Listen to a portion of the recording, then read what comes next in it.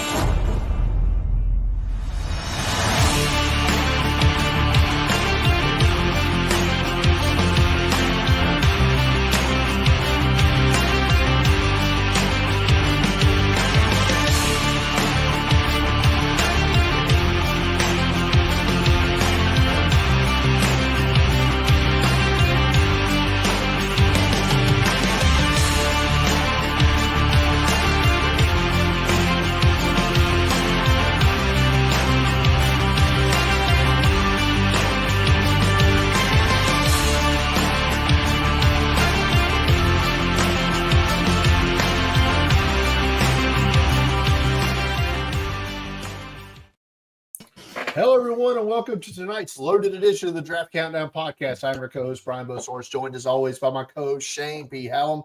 Shane, 105 days, 22 hours, 58 minutes, 18 seconds away from the 2024 NFL Draft. And we're loaded up for this show today. We got a lot to talk about. Less than a week until the Underclassmen deadline. We are less than a month out from the Senior Bowl, from you being down there. So lots to talk about. 2 weeks. That's close. 2 weeks from yesterday, the first practice will start. It is peak draft season, right? And we have got a lot to talk about.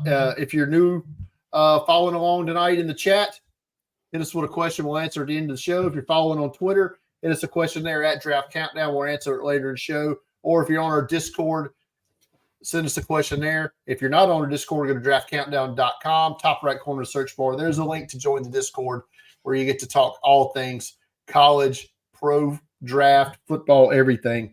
But there was a lot of talk in the Discord today, Shane, about the thing we're going to lead off with, and we kind of have to. Alabama head coach Nick Saban has called it a career at Alabama, and I think from coaching, this is it for Saban. And easily at this point, I think it's very easy to say the greatest college football coach of all time has hung it up.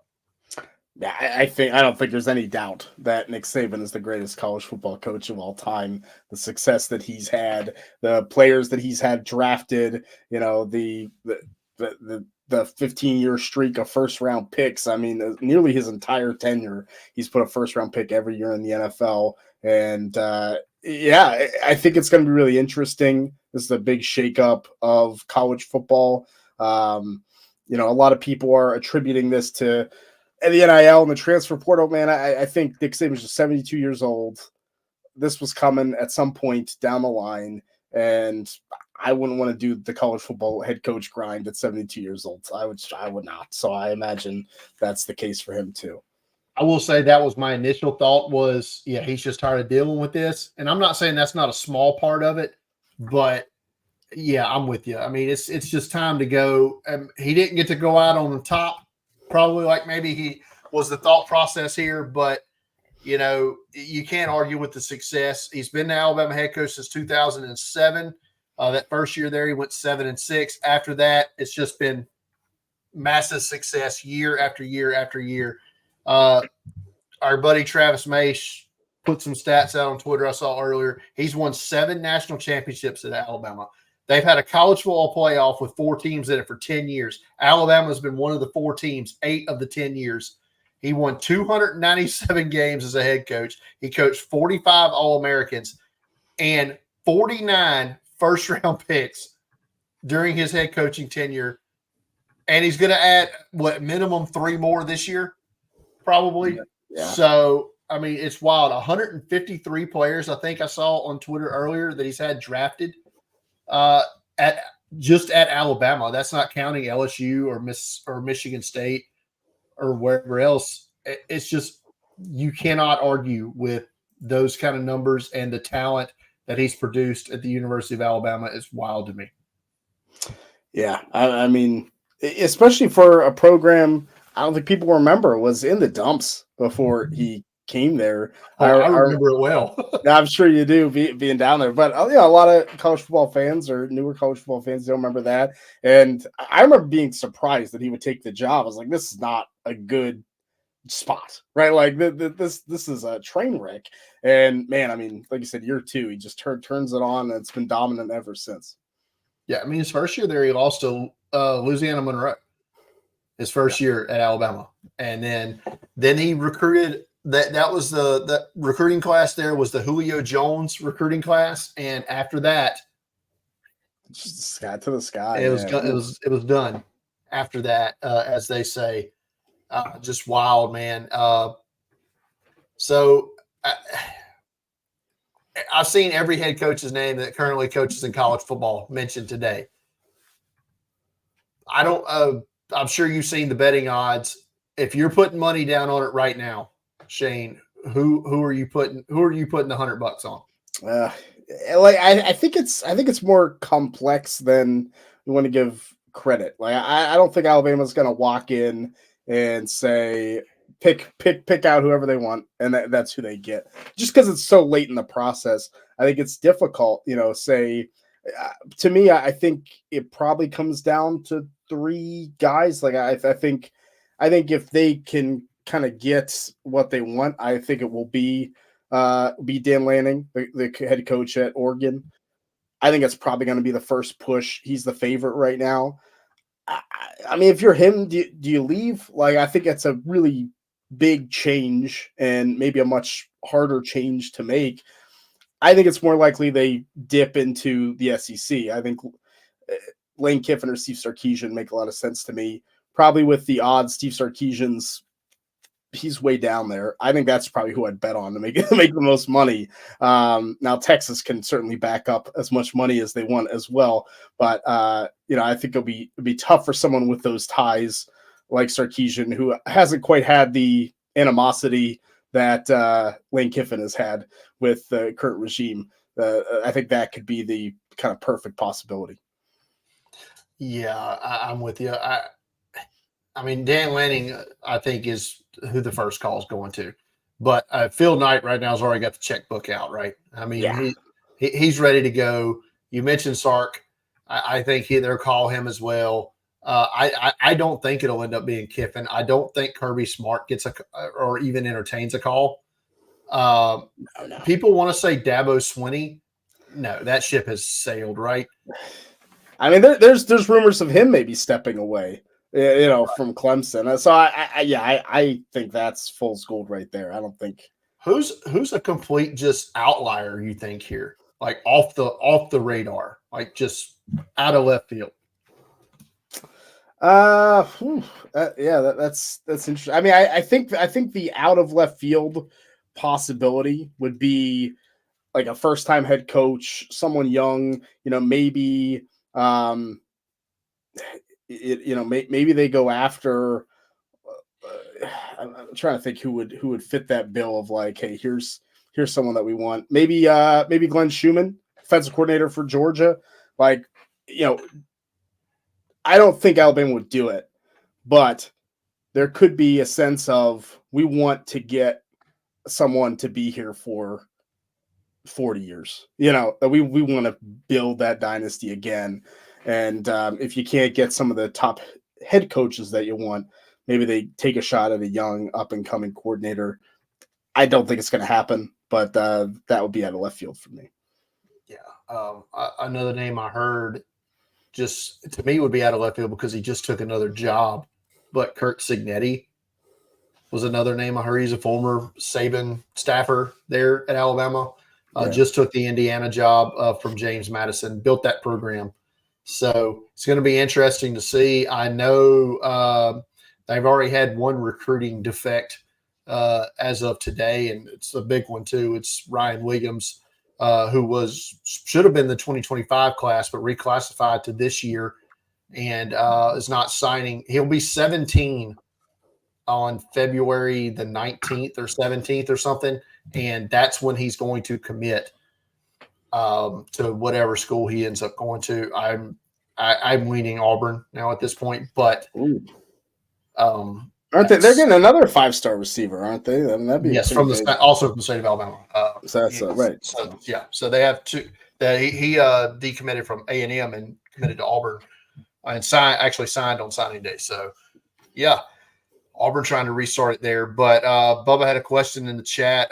Do the 21 early enrollees, they can't leave, right?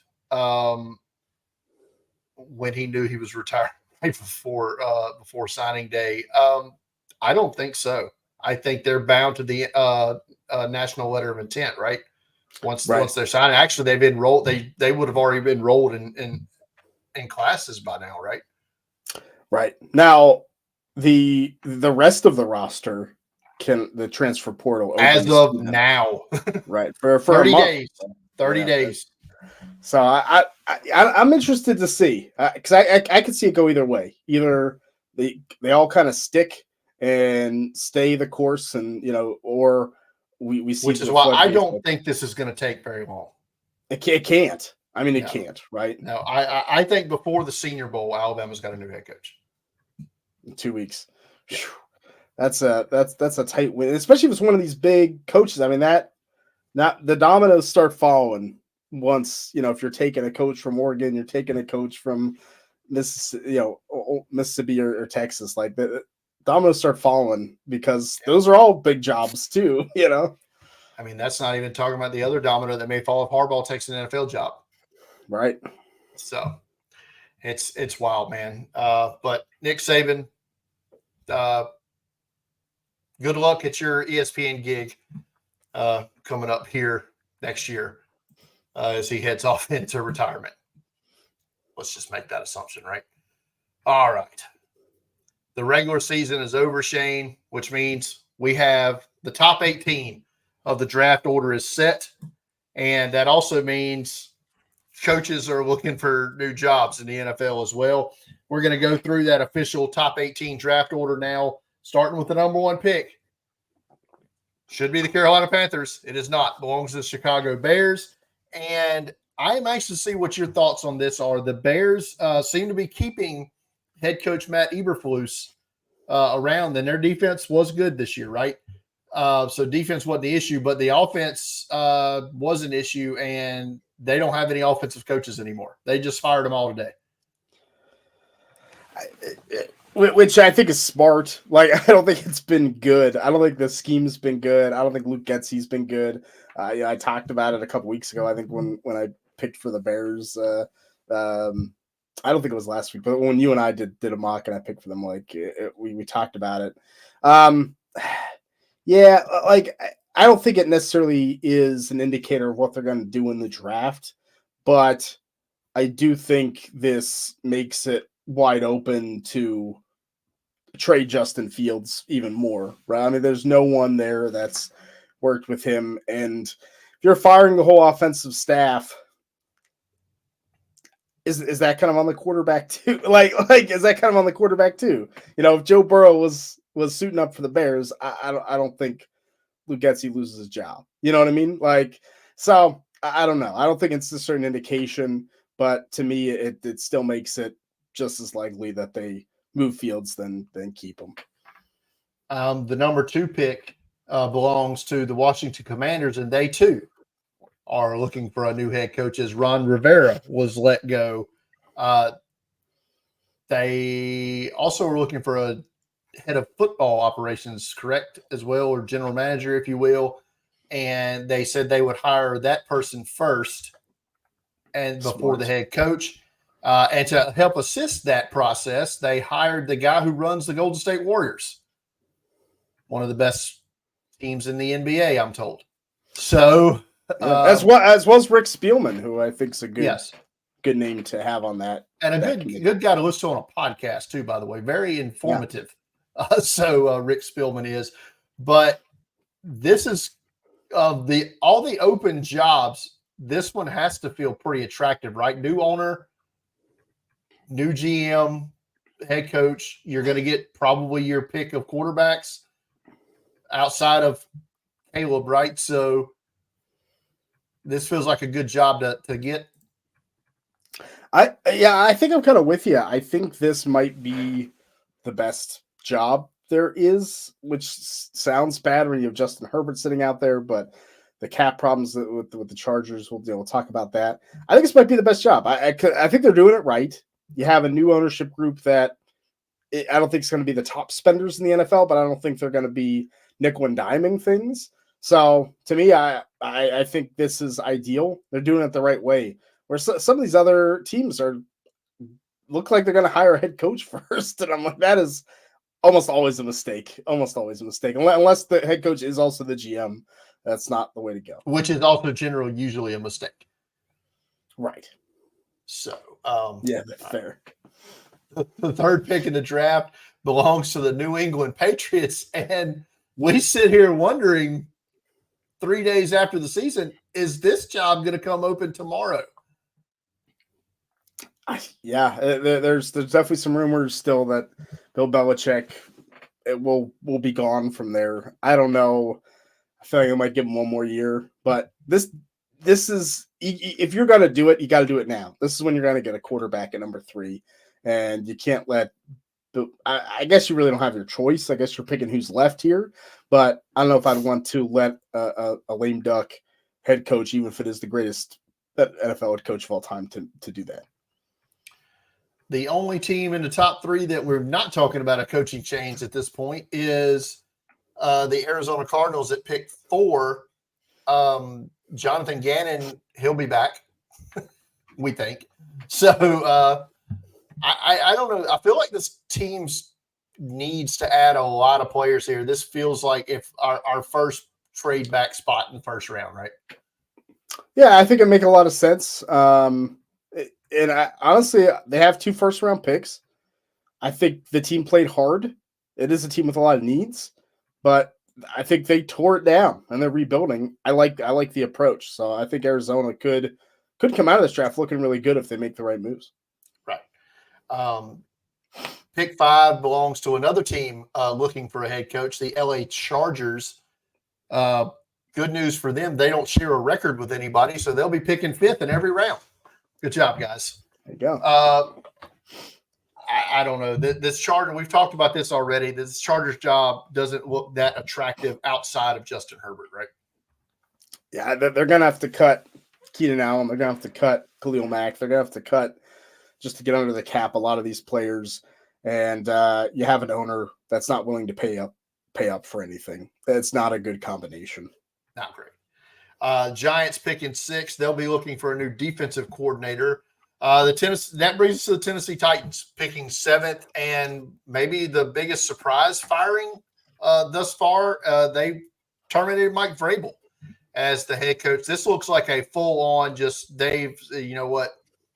Mike Vrabel's been great. He's going to get a head coaching job this cycle. I mean, I don't think he's going to be out of work very long, or some kind of job. He's not going to be out of work long. But Mike Vrabel, well thought of in NFL circles, obviously. But I think the Titans are just like, screw it, we're tearing it down to the studs. Right, and I think it almost is like Vrabel was too good. Because they couldn't tear it down to the studs. I think that's what. Once again, I think it's an issue of you fire the GM and hire a new GM, and they don't get to pick their coach. Like, right. Just you should have fired Vrabel last year and let the new GM pick their coach. Speaking of needing to tear it down to the studs here, that's not really the case in Atlanta, is it? They just need the right guy to lead the construction crew here. And Shane, you were out here praying for this the other day, which is just wild to me. But Arthur Smith fired as the head coach of the Atlanta Falcons. Like, I'm not someone who likes to revel in people getting fired. I mean, Arthur Smith, I don't care about, but like the assistants and everyone in that organization that lost their job because of this, like, it's not great. But Arthur Smith, he is fine. He comes from his dad's a billionaire. Like, he's fine. His daddy's is the boss of FedEx. He'll be fine. I spend a lot of money. I know how much money FedEx makes. So, but plus whatever job Mike Vrabel gets, Arthur Smith's coming as the OC. So there you go. Yeah. But yeah, Bijan Freed, right? Kyle Pitts-Freed. Drake London, just give me someone with a good offensive mind, and I'll be so happy with the Falcons offense. I'm going to tie this into the team that picks ninth here because I think we've come back full circle here. We think Justin Fields' days in Chicago are done. Is this seemingly a good landing spot for Justin Fields? Would Atlanta be a good spot here? I think it'd be an ideal spot. You have a decent offensive line. You have weapons. He doesn't need to be Superman to win games there like he does in Chicago. It'll be great. I think it'd be good for him. I think it'd be good for the Bears. I think it'd be good for everyone if that's what happens. Now, let's throw this out there while we'll hypothetically talk about Atlanta and potential head coaches. There's an offensive coordinator in Baltimore that would seemingly pair well with a quarterback like Justin Fields and those other offensive weapons that they have, who also happens to have come from right down the road in Athens, Todd Monken, the current offensive coordinator at was the offensive coordinator at Georgia, is currently the offensive coordinator for the Ravens. I mean, I would love it. I don't know if it happens. I don't know if the Falcons are going to do that, but talk about an ideal offense, and you bring in a good defensive coordinator, and this is a team that can win the division next year. I don't think it's that far gone.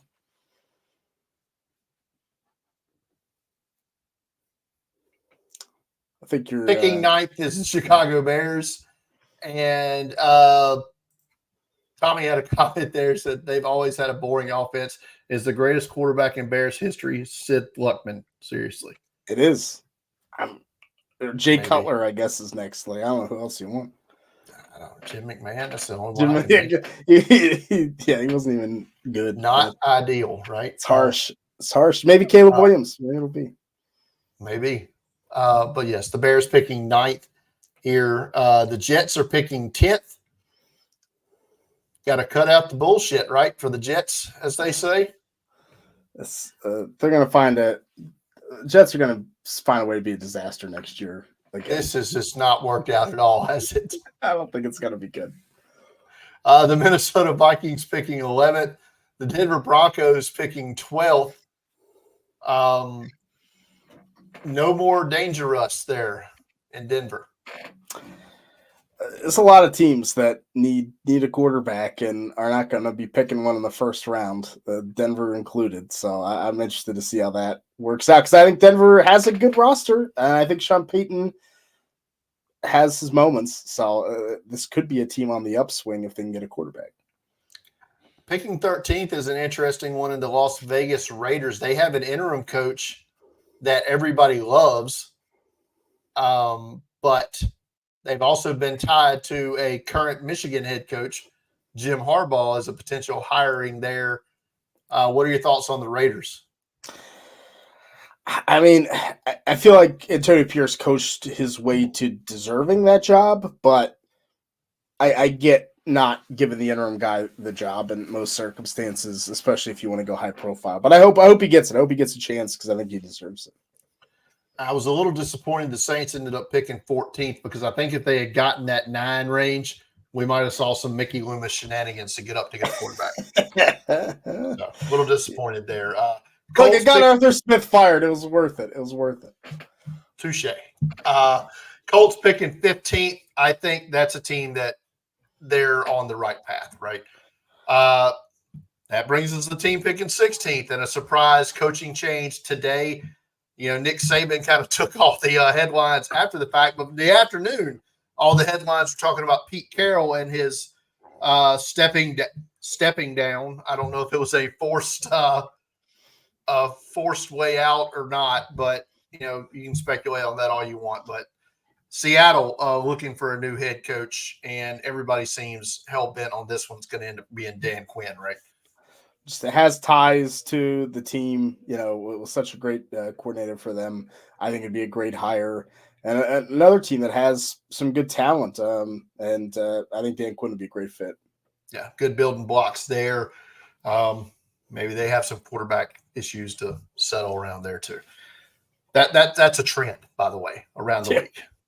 Yeah. Jacksonville choked their way out of the playoffs, and now they're picking 17th here.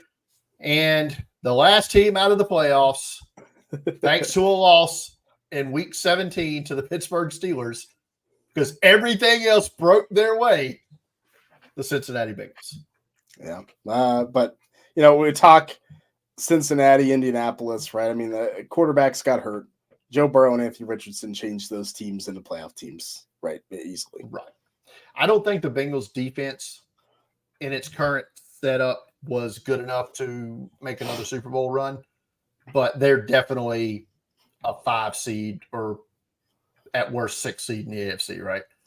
Yeah. Well, you and I have to talk about it sometime because even a mocking for the Bengals, they've spent so many picks on defense, so the defense still stinks. Like, I don't know what to do. It's like it's an issue, and I'm going to do another Bengals mock draft next week. So, which will come out after your mock I'll be draft. On the lookout for that. It'll be too late to help you out there. But yeah, it's something, man, and it's weird. It's like I know what I think they need, but every time I do one of these mock drafts, the board never falls that way. So we'll see how that goes. So that's it for the top 18 of the draft there. It's getting that time. Well, and going forward, unless there's a trade in the top 18 picks, which that generally doesn't happen unless it's at the top, or Mickey Loomis does something stupid, we'll just update the draft order like through the playoff teams that get eliminated going forward. We'll do that at the top of the show every week so everybody can kind of keep up with that. But let's talk about the big thing coming up here. Less than 2 weeks now, man. We're 13 days away from the first Senior Bowl practice.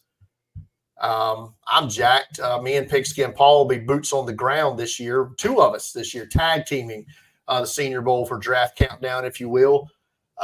So that's going to be fun, a bit different approach for us. But as always, our Senior Bowl coverage will be just raring to go, full go. We'll have podcasts every night after the practices talking about the days happening, and as well as on Friday and Saturday that week. So 5 podcasts that week coming here. So have that notification bell set up if you're a subscriber on YouTube, and if not, go ahead and subscribe and do that. But last night they revealed the bulk of the roster. I mean, it feels like the roster is what, Shane, 95% done, you think? Yeah. Very close. Very close. And they announced 20 underclassmen that have accepted invites to the Senior Bowl this year. We've talked about a couple of them already, but we'll talk about the newer ones as we get to them. So we're not going to go through the entire roster, but we're going to go through position by position here, the players that we have not talked about on the show so far. So let's get started. We'll start with quarterbacks.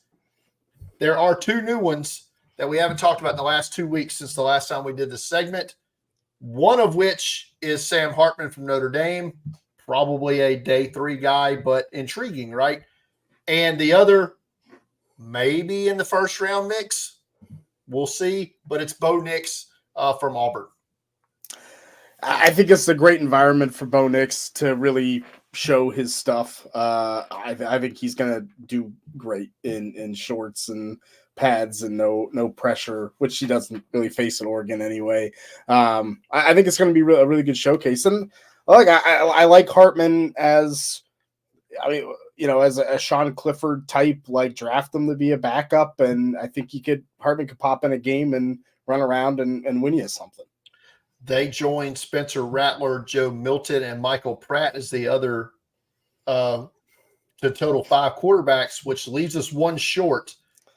Didn't get that Penix commit right in time. We did not. Our assumption is, and Nagy has almost alluded to it cryptically in tweets, that Penix is going to be here, but he got beat to hell and back in their loss Monday night. We'll see. We've talked about this off air. We don't know who number 6 is if it's not Michael Penix, because the pickings be getting slim after that. Right. I mean, Jaden Daniels obviously didn't accept an invite. It's going to be rough going if they don't get him. I think it'll be Cam Ward from Washington State. I the fact that Penix isn't on the roster right now, I don't think he's going. Because I think if Nagy knew, I mean, he tweeted basically Michael Penix will be here, and you didn't get the commit in time to announce, that's not a good sign. Is Rattler going to be drafted? Yes. I don't think it's 100%, but I think someone will take him late day 3. I think he had a chance to go late day 2. We already have a bet on this. We need stakes, yes, but yes. All right, so let's get to the running back, Shane, of which there were several have committed to the game in the last 2 weeks. Let's start with, they listed them as underclassmen last night, one of which is a true underclassman for sure. That's Jalen Wright from Tennessee. The more I watch him, the more impressed I am and start to think he's a top 150 guy with a trend for more. I'm really excited to see him at the team. I mean, super athlete. He's been on the freak list. Like, I think Jalen Wright is probably the most physically gifted running back by far in this group. They listed Rasheen Ali as an underclassman. I don't think that's right, but he also was in the game for Marshall. Productive. I don't know if he gets drafted. The running back group is not great as a whole. I'm higher on Kamani Vidal from Troy than you are, I believe. I also think he's borderline draftable, though. Right. Yeah. I mean, like him and Ali feel like Shrine running backs, and that's not great. Yeah. Cody Schrader from Mizzou is the other one we haven't talked about. I like that. I like him. I mean, a great year at Missouri in the SEC, tough. I think Cody Schrader's that will almost definitely get drafted. So I like that ad. That gives us 7 running backs, which is an odd number, which we usually don't get, right? So we expect one more to be added. We've speculated Jace McClellan from Alabama, who declared for the draft, might be that name. Paul had an interesting suggestion, though, last night. We were texting during the Senior Bowl show, and we'll talk. I'll come back. I'll circle back to that when we get to the safeties. I think you'll like that take. Okay. All right. But wide receivers, we currently have 15 committed to the game, which, again, odd number, which means we're likely to add at least one more. 4 have committed to the game. 2 of them, Georgia Bulldogs, Ladd McConkey and Marcus Rosemy-Jacksaint. McConkey, day 2 guy, I think. I don't know about Rosemy-Jacksaint. Yeah, I think McConkey's day 2. Rosemy-Jacksaint more of an athlete than a great receiver. So I think he's, borderline day 3 to undrafted.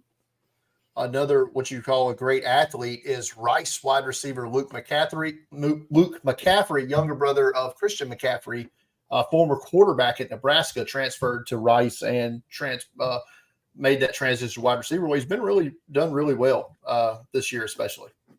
Yeah, great, fantasy asset. I've had him on some teams. I think he's a day 3 pick with some upside. I think teams will like the bloodlines of McCaffrey, so it's a decent ad. Is there a wide receiver that isn't committed yet you'd like to see? I don't know. No, not necessarily. Like I think they got most of the players that I was hoping for.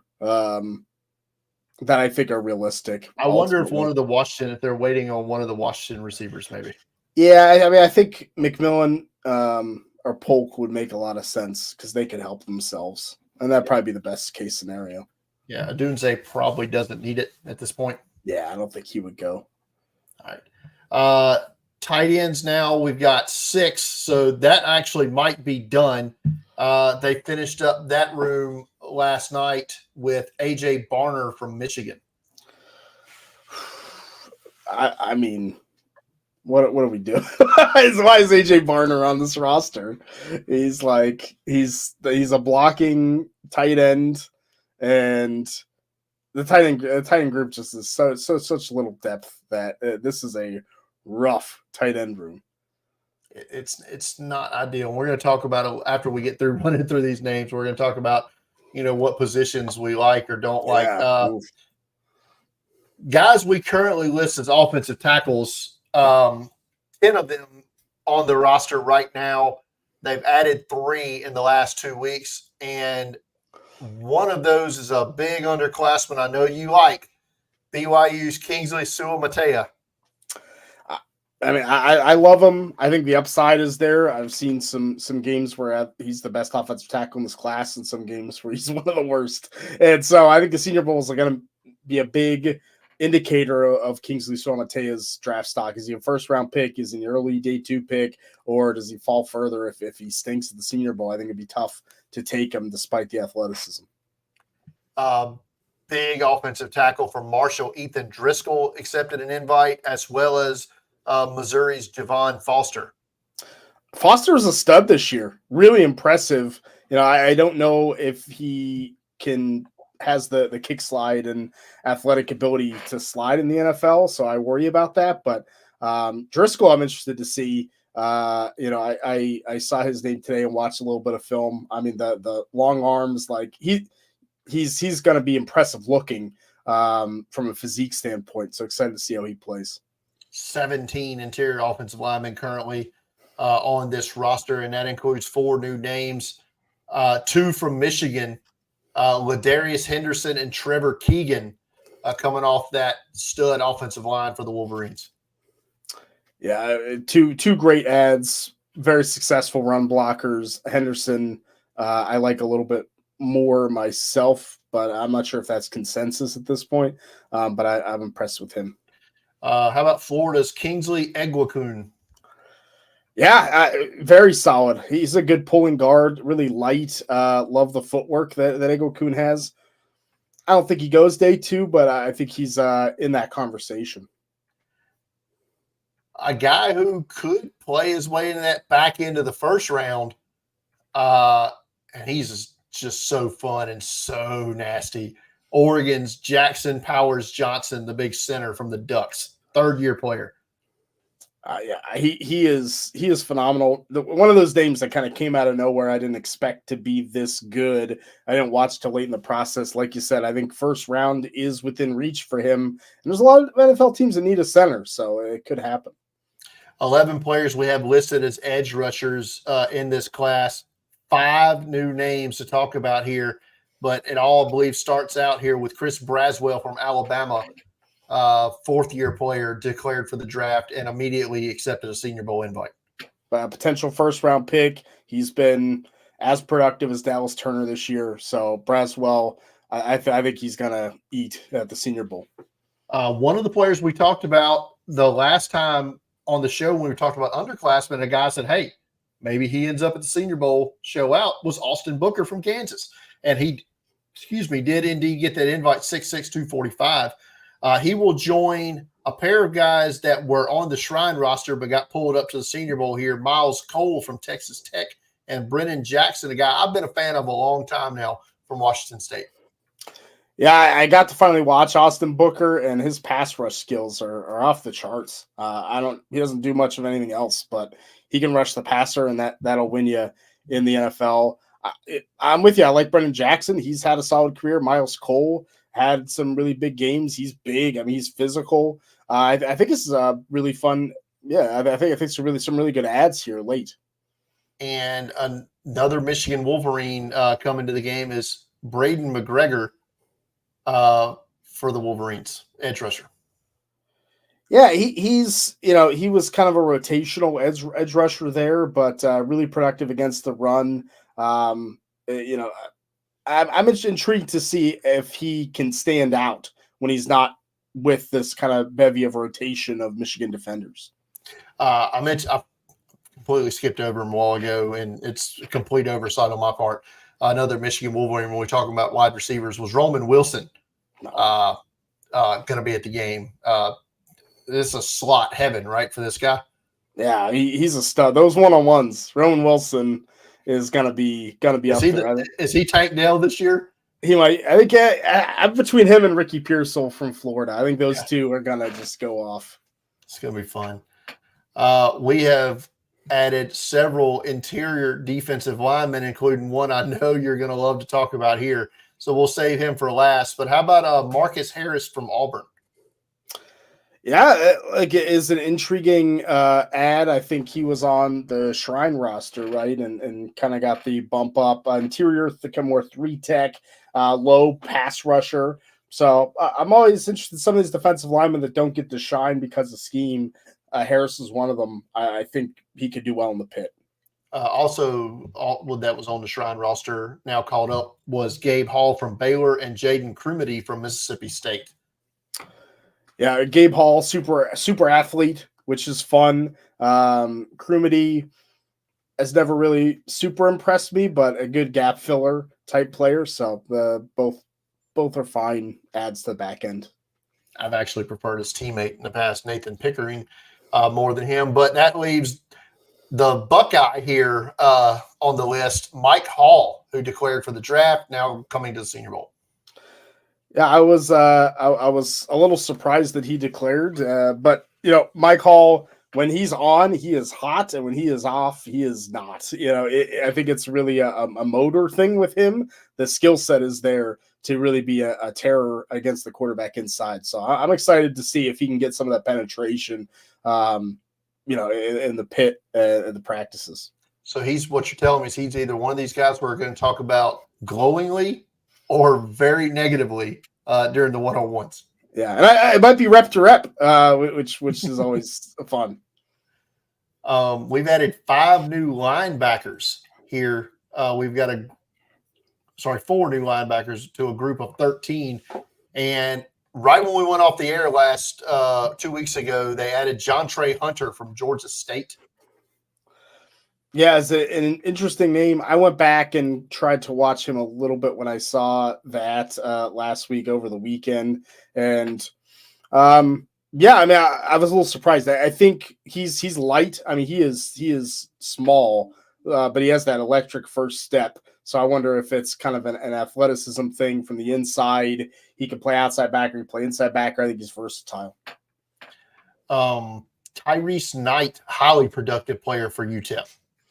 Yeah, I think he's going to be one of those core special teamers who can come in and just clean up a bunch of tackles if you need him to.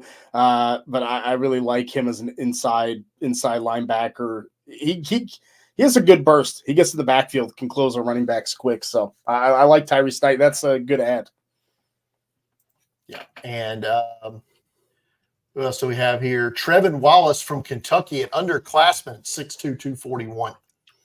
And another big athlete who, I mean, it's softball linebacker, so I think it's a little bit tough to gauge draft position. But Trevin Wallace, I think, is going to have a great combine. He really rushed the passer a lot from the interior stunts. Like he was a big reason why that defense was as good as it was.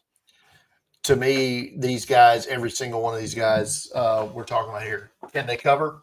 If not. And finally, Mike Barrett from Michigan. I wrote up in my Michigan prospects column the other day, this guy has core special teamer wrote all over him. Yeah, that's what's going to get him drafted day 3. Like, he's going to stick in the league a long time as a special teams guy.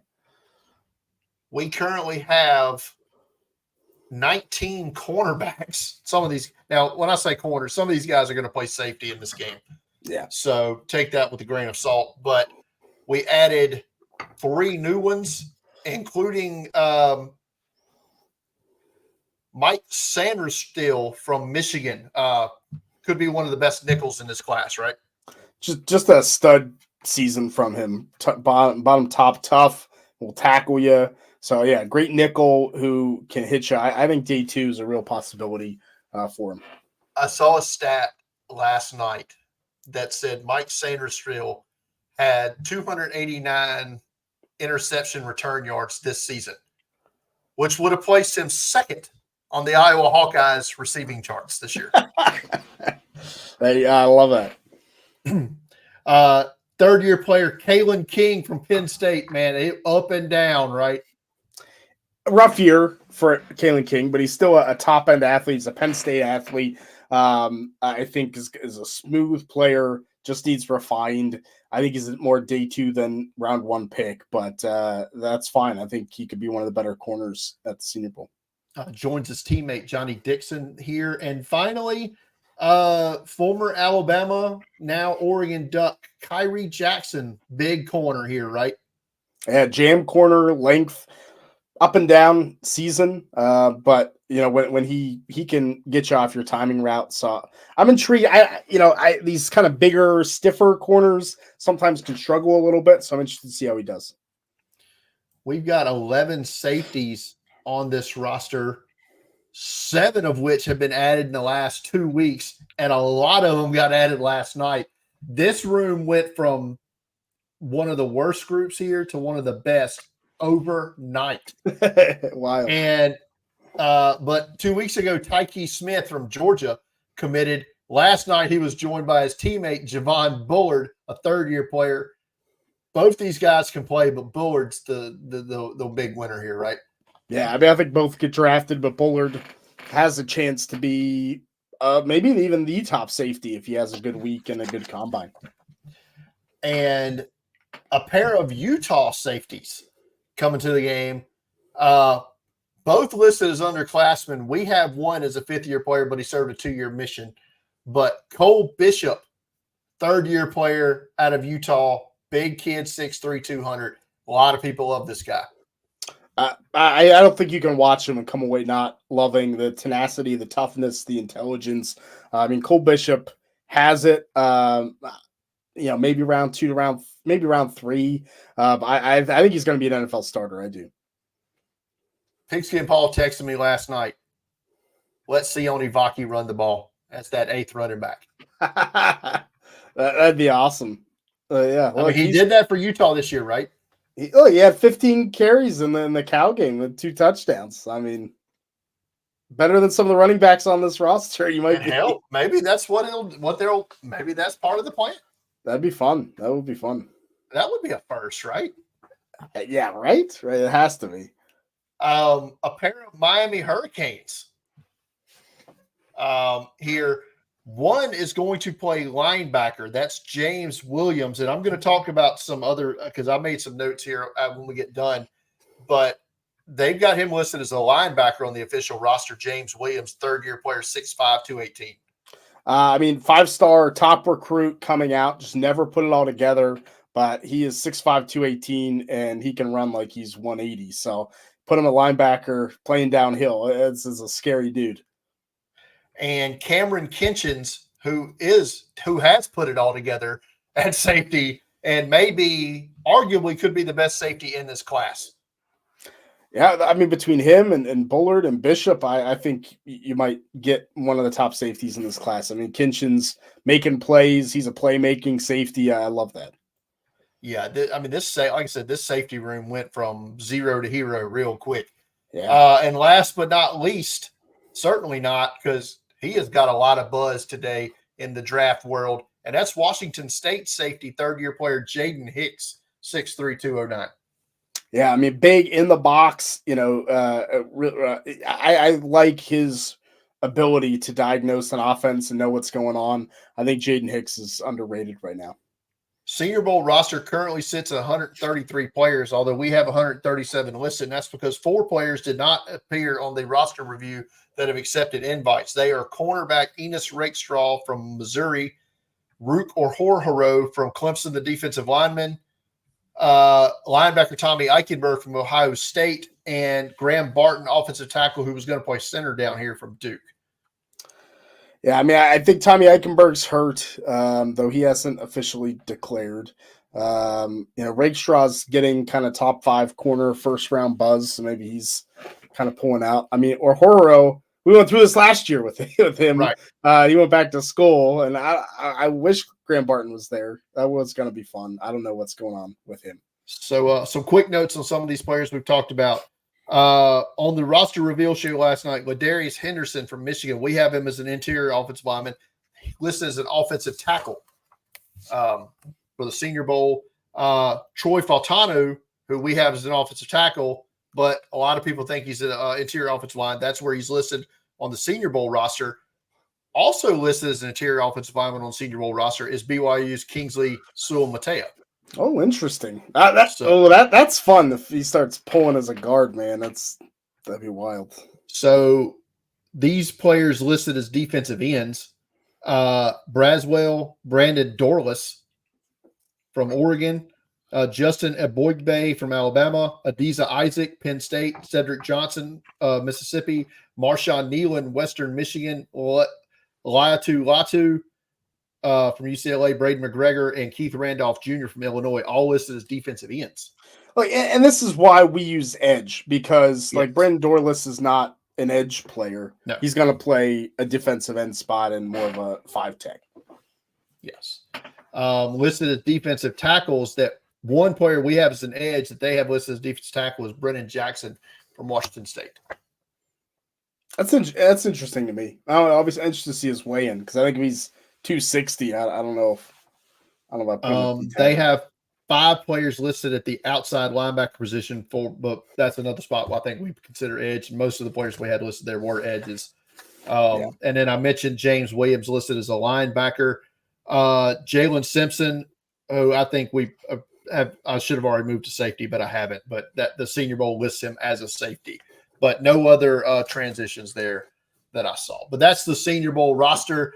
So Shane, I'll ask you, which position group right now is getting you the most excited? I mean, safety is up there, which if you had asked me last week, I would not have been like, oh my gosh.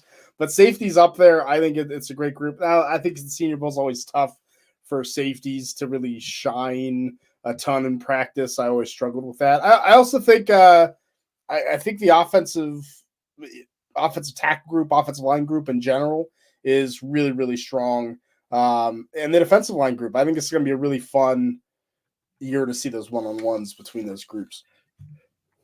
For sure. I look forward to that. The DBs especially, but I just hope enough safeties make it to the end of the week, to be honest. Yeah. We had corners playing safety in the game last year. That wasn't cool. I think I know the answer to this, but what position groups got you the most down? I mean, look, it's not Jim Nagy's fault that the tight end position is garbage in this draft. But like Brock Bowers isn't going to the Senior Bowl, Jatavian Sanders isn't going to the Senior Bowl, so you're just stuck with nothing. I mean, Brevin Spanford, Theo Johnson, AJ Barner would not make the Senior Bowl roster in a typical year. I don't think so. I was talking to our buddy Nino about this the other day. I think whichever of this group comes out having the best week, I think is going to be tight end 3 in this class. That's how bad this class is.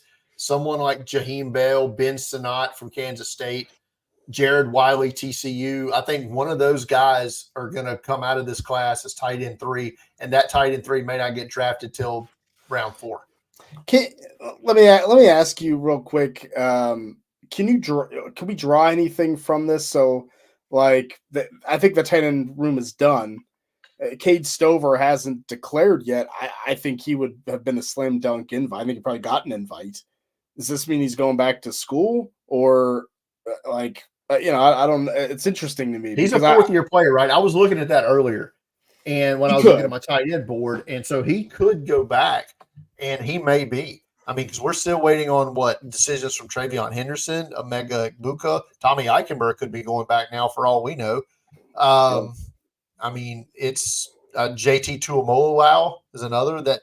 I mean, Ohio State could be getting that whole band back together, and they've already added Quinshon Judkins. So, and Denzel Burke announced that he's going back. He's going back. So, Ohio State could be one of the better teams in the country. I suppose they had a better quarterback. Well, Howard, baby. Here we go. I didn't stutter. Final thoughts as a whole on this roster. I think it's solid. I mean, I think it's solid from top to bottom, despite the tight end group. It's good. I think the receiver group is going to really emerge and end up being really good. I feel like it happens at the Senior Bowl all the time. So I think as a whole, it's pretty good. Quarterback, I wish we'd have Michael Penix and Jane Daniels. Maybe we still could get Penix. I think that would make a big difference.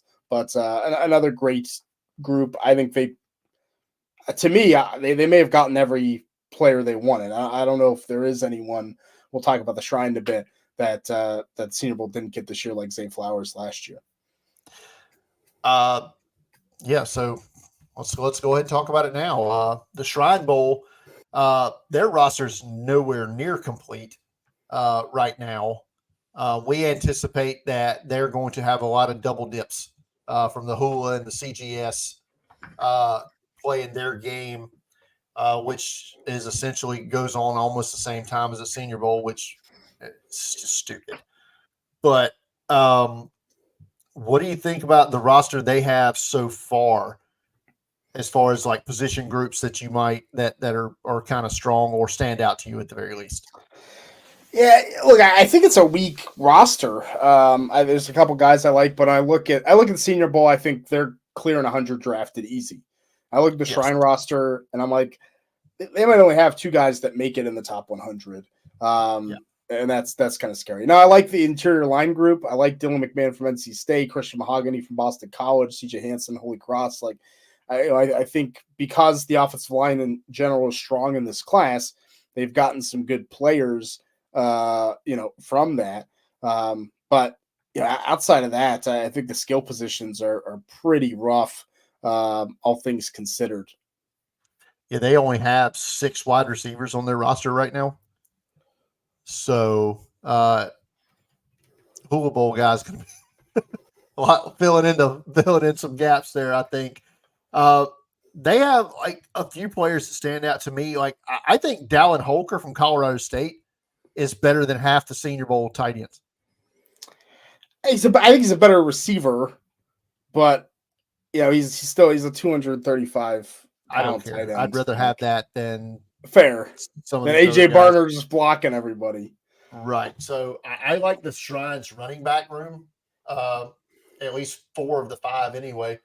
I like the pair of Louisville guys. I like Isaiah Davis. I know you do from South Dakota State. Yeah. We both like Frank Gore of Southern Miss. Their quarterback room has Cam Ward, Austin Reed, solid. Jordan Travis is listed. He obviously is not going to play.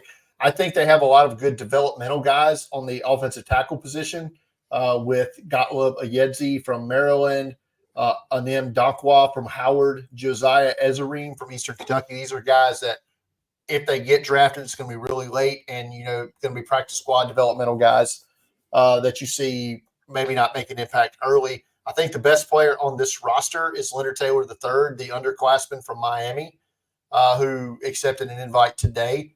I was surprised he didn't get a Senior Bowl invite here.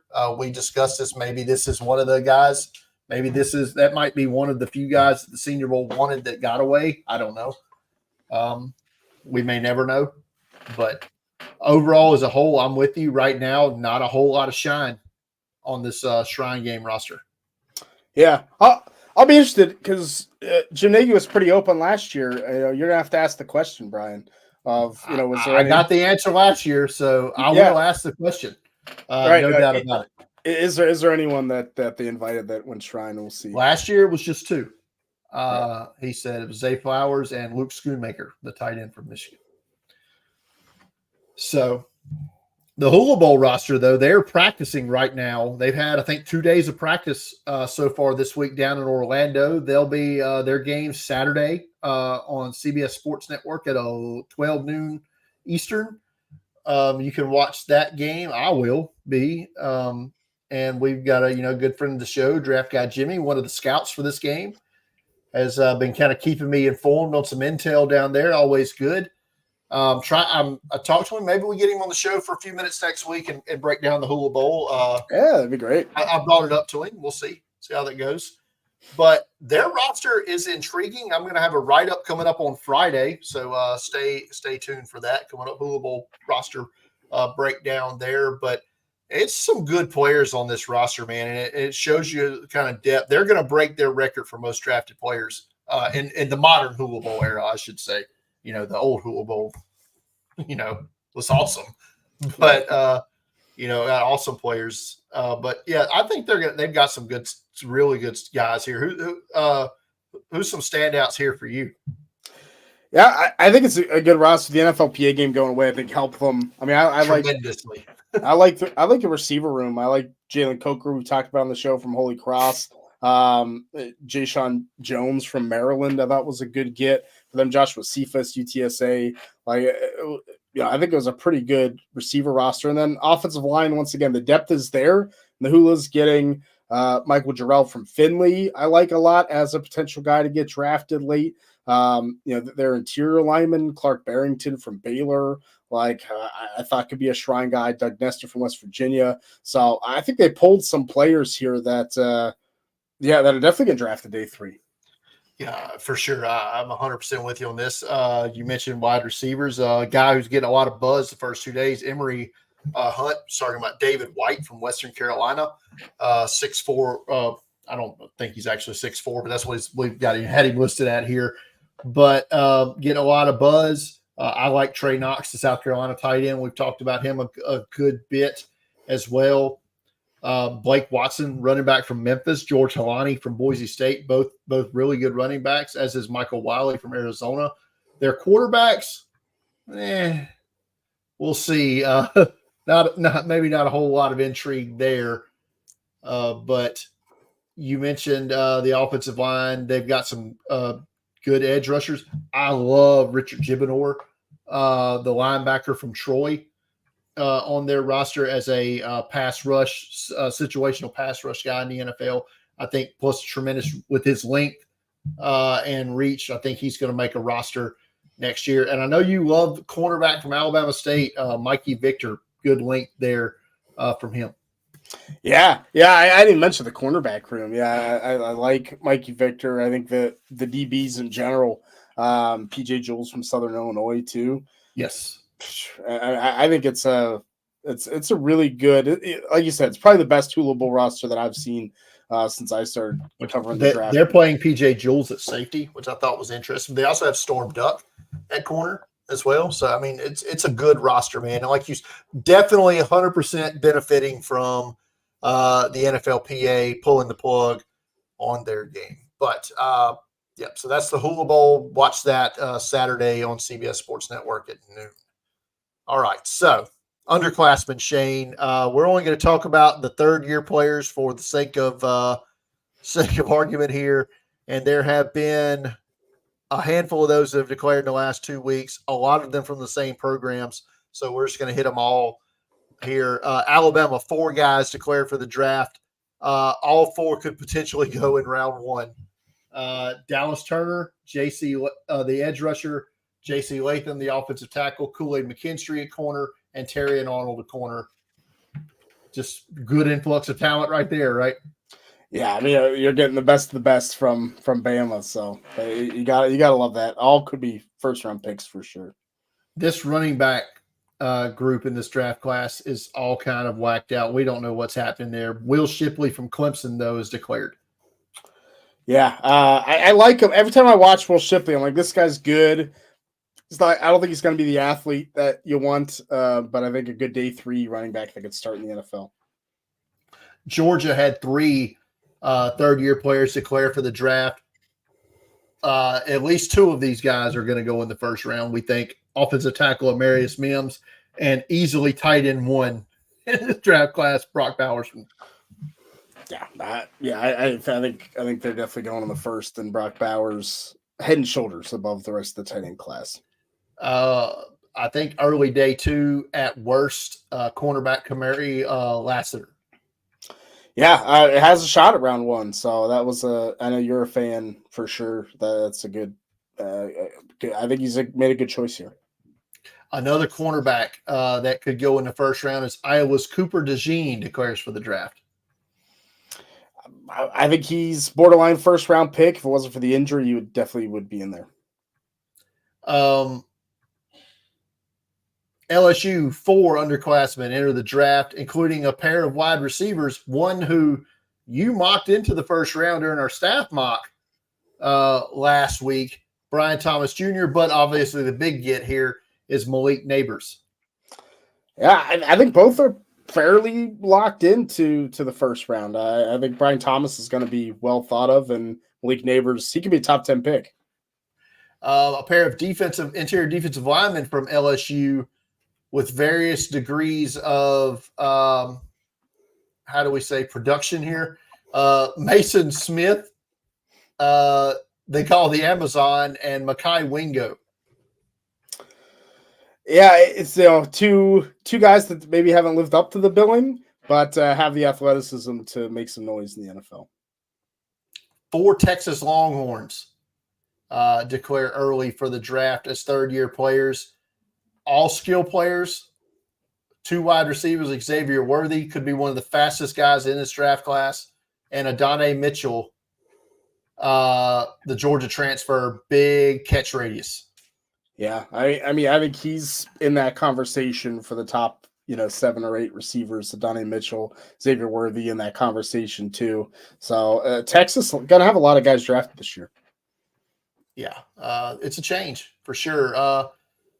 Jonathan Brooks, torn ACL, would be in contention for RB1 if not for that, I assume. And joined by what is universally seen as tight end 2 in this class, Jatavion Sanders. Yeah, Sanders, super athlete, just didn't have the production this year. He's probably a day 2 pick. And Brooks, I don't know how to gauge it. The games Jonathan Brooks played, stud. He hasn't played many games. So that's going to do it for the underclassmen declaring this week. The soft deadline has allegedly passed on last week on the 5th. The hard deadline for underclassmen to declare is the 15th. So we should know officially all of the underclassmen that will be in this draft class when we go live next week. Yeah, I'm excited. I mean, I have a mock coming out on Monday, so I'm waiting to see who I can put in and who's out. Yeah, I'm ready to get these spreadsheets cleaned up on my end over here for sure. All right, last thing before we end the show, just quickly here, the United Football League. Shane, are you pumped? Look, more football is better football. Combine 2 leagues. Let's make it happen. Yeah, for those who don't know, 4 teams from the XFL are merging with 4 teams from the USFL to form the new UFL, which is an old league name, if I'm not mistaken, right? That was an old spring league name. Right. The United Football League. So there you go. For those interested in that, they start play on March the 30th. So yep, there's a very good shot potential that some players we talked about tonight are going to be playing in that league this time next year. Yeah, absolutely. Yeah, it's definitely could happen, and I always like when there's names that I scouted that guy. I remember him, so it's always fun. That's always fun. Yeah. So no questions tonight on Twitter or in the chat or on the Discord. So we're going to end it now. Final thoughts, Shane, on all the Senior Bowl rosters, the other rosters, and underclassmen, and anything else. Well, we thought it'd be a light show. It turned into a big show, and we had a lot going on. That means the draft's coming up. Excited for my 7-round mock on Monday. Putting that together, and gonna have to make some quick changes, not just the draft order, but as guys declare or don't declare that I put in there the day of. I'll swap them out quick for you. I can tell you now, Shane, my favorite team would never draft the position that you're going to have them draft. Well, I love it. Look, I got some crap on Facebook from a Washington fan because I didn't include their tight end in my write-up of the national championship. In that guy's defense, Jack Westover is a pretty good tight end. He's a good tight end. I moved him up my board. I don't know that he's going to get drafted though. He was a walk-on. I'm going to pass, but we didn't include every player that's in the draft. I probably didn't talk about every Michigan player that's going to get drafted, but I didn't get near the heat that you did. Yeah, that's fine. Well, Washington fans were not liking me during that game on Twitter in general, so it's okay. No, it's because you're a big Michigan homer, right? Yeah, great. All right, that's going to do it for tonight's edition of the Draft Countdown podcast. Remember, if you're new to the channel, you've come along with us tonight, go ahead and hit that subscribe button, hit the notification bell so you get notified when we go live each and every week on this podcast. If you're listening on an audio platform, be it on Apple Podcasts or be it Spotify or wherever it is you listen to your podcast, leave us a 5-star review there. Share that out amongst your friendly folk there, and let's get more people listening to the show. You can follow me on Twitter as always at Deep Fried Draft. Follow Shane on Twitter at Shane P. Hallam. Follow Draft Countdown on Twitter at Draft Countdown, and go to draftcountdown.com for all of your daily draft needs. A lot of stuff happening over there, man. It's draft season, baby. For Shane, I'm Brian. Good night, everybody.